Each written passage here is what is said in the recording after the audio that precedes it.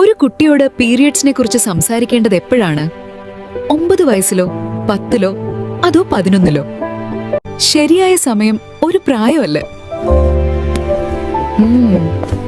ആദ്യ പീരിയഡ് വരുന്നതിന് മുമ്പാണ്.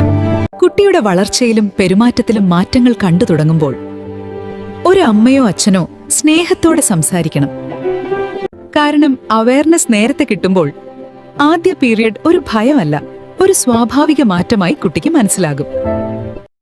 ഒരു കുട്ടിയോട് പീരിയഡ്സിനെ കുറിച്ച് സംസാരിക്കേണ്ടത് എപ്പോഴാണ്? 9 വയസ്സിലോ, 10ലോ, അതോ 11ലോ? ശരിയായ സമയം ഒരു പ്രായമല്ല. ആദ്യ പീരിയഡ് വരുന്നതിന് മുമ്പാണ്. കുട്ടിയുടെ വളർച്ചയിലും പെരുമാറ്റത്തിലും മാറ്റങ്ങൾ കണ്ടു തുടങ്ങുമ്പോൾ ഒരു അമ്മയോ അച്ഛനോ സ്നേഹത്തോടെ സംസാരിക്കണം.